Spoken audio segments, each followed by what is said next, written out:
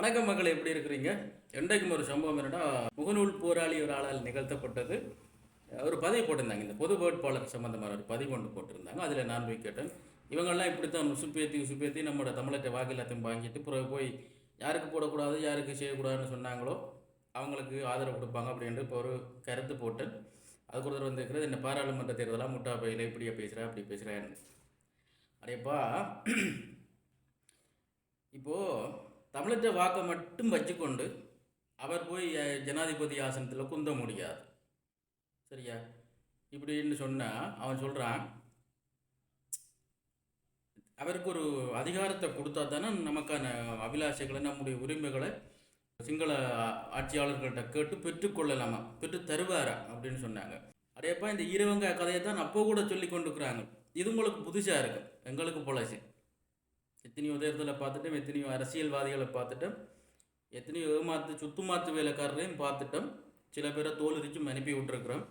இதெல்லாம் நாங்கள் பார்த்து தான் வந்தோம். நீங்களும் எங்களுக்கு அரசியல் படிப்பிக்க வேண்டாம், அரசியல்வாதிகளை பற்றி நீங்கள் எங்களுக்கு சொல்லித்தர வேண்டாம். எங்களுக்கு தெரியும், நல்லா தெரியும். இன்றைக்கு நேற்று நாங்கள் அரசியல்வாதிகளை பார்க்கல, எத்தனையோ காலமாக பார்த்து கொண்டிருக்கிறோம், எத்தனையோ சம்பவங்களையும் பார்த்து கொண்டிருக்கிறோம். இப்படித்தான் பாராளுமன்ற எலெக்ஷன் நடக்கல, நம்மளோட சம்பந்தரையாக இருக்கிறார், அவர் மீது தான் சொன்னார், அவர்கிட்ட கட்சிக்காரர் மீது தான் சொன்னாங்க, எங்களோட உரிமைகளை ஒன்று தமிழர் அச்சேர்ந்து ஒருத்தருக்கு வாக்கு போட்டு தெரிவு செய்து அவரை கொண்டு அங்கே ஏற்றி விட்டோம்னா எங்களோட உரிமைகளை கேட்டு பெறுறதுக்கு வசதியாக இருக்கும் அப்படின்னு சொல்லி தமிழர்கிட்ட வாக்குமூலத்தையும் வாங்கிட்டு கடைசியில் என்ன செஞ்சா தெரியுமா? தீபாவளிக்குள் தீர்வு, பொங்கலுக்குள் தீர்வு அப்படின்னு சொல்லி போட்டு மஹிந்த ராஜபக்சவோட சிங்கக்கொடியெல்லாம் மாட்டிக்கொண்டு நின்றார். ஆனால் எதையுமே பெற்றுத்தரையில், எதையுமே கதைக்கலை. என்ன நடந்தது? அவருக்கு கொழும்பில் சொகுசு வீடு சொகுசு வாகனத்தோடு வாழ்ந்தார், இப்போ போயிட்டார். இப்படி தாண்டா இவங்களும் பண்ண போகிறாங்க. புதுசாக மதம் மாறினவங்க என்ன செய்வாங்க தெரியுமா? கொஞ்சம் நாளைக்கு அந்த மதத்தை தாங்க தான் கண்டுபிடிச்ச மாதிரி புதிய போதனையில் மற்றவங்களுக்கு சொல்லுவாங்க. அது மாதிரி இன்றைக்கு நேற்று அரசியலில் வந்து அரசியலுக்கு தலையை ஒட்டி போட்டு, இன்றைக்கு நேற்று அரசியல்வாதிகளுக்கு வால் இல்லை, வால் முளைக்கிற இடத்தை பிடிச்சி கொண்டு திரிச்சு போட்டு வந்து புதுசாக எங்களுக்கு அரசியல் படம் படிப்பிக்காதீங்க. எங்களுக்கு நல்ல அரசியல்வாதிகளையும் தெரியும், நிறைய பேரை பார்த்துட்டோம், நிறைய பேர்ட்ட அனுபவப்பட்டுட்டோம், படிப்பிக்காதீங்க புதுசாக. ஓகே, இன்னும் ஒரு விஷயம் சொல்லணும்னு மட்டும் அடிக்கடி யோசிக்கணும். இப்போ சொல்லிடுவோம். இந்த சொல்லுவாங்க சில பேர், உனக்கு அரசாங்க வேலை போட்டதில்ல, இன்னும் குடும்பத்தில் உள்ளவங்களுக்கு அரசாங்க வேலை போட்டதில்ல, நல்ல ஒரு வேலையில் கொண்டு இருத்தி விடுறேன், நீ எனக்காக வேலை செய், என்ற கட்சிக்காக வேலை செய், நிறைய வாக்குகளை பெற்றுத்தா, இப்படியெல்லாம் சொல்லுவாங்க. இவன்கிட்ட ஒரே ஒரு கேள்விகளுங்க, நீ என்னத்துக்கு எனக்கு வேலை வாங்கி தருவோம்? நாட்டை நல்ல நாடாக்கு, நல்ல வளமுள்ள நாடு எங்களோட நாடு, அந்த வளத்தை பெருக்கவை, நல்ல தொழில் போட்டிகளை உருவாக்கு, தொழில் முயற்சிகளை கொண்டு வா, நாங்களே போய் வேலையில் சேர்ந்துக்கிறோம், நீ எதுக்கு நமக்கு வேலை போட்டு தருவோம்? அப்படி எப்போ அது யாராவது யார்கிட்ட கேட்டுக்கிறீங்களா? கேட்டு பாருங்கள், நீங்கள் இருக்கிற பக்கத்துக்கே தலை வச்சு படுக்க மாட்டாங்க. அப்புறம் அந்த கும்பிடு போட்டுக்கொண்டு சில பேர் வருவாங்க. ஒரு சம்பவம் நடந்தது என்னென்னா, ஒரு நாள் இப்படி தான் நம்மளோட ஒரு டவுனுக்குள்ளே போய் நிற்கிறேன்.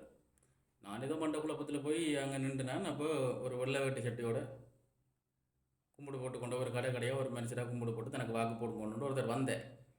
என்ன டைம் வந்து இப்படி எண்டேன், நான் நிற்கிறப்போ கடை போய் மாங்காலே இப்படி பேசிட்டேன். ஒரு கதை இல்லை, சத்தம்னா தண்டை பாட்டில் போயிட்டேன்.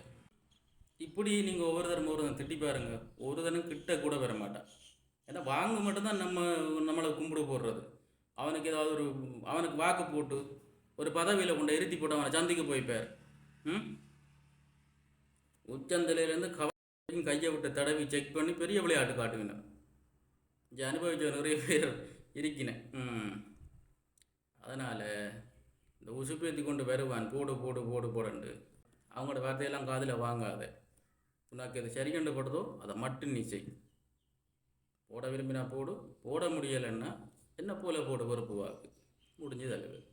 அதை விட்டு கடைசியாக சொல்கிறேன், எனக்கு அரசியல் படிப்பிக்காதீங்க ஒருத்தர். எனக்கு நல்லா தெரியும் அரசியல், புரிஞ்சுதா? இங்கே அரசியல்வாதிகளை பற்றி நல்லா தெரியும், எல்லாரை பற்றியும் தெரியும்.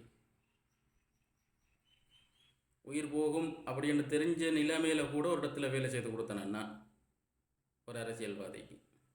கடைசியில் இனி என்னத்தை செய்து தந்த அப்படின்னு கேட்டு அனுப்பினாக்களும் இருக்கிறாங்க. ஓகே, நன்றி, வணக்கம், சந்திப்போம்.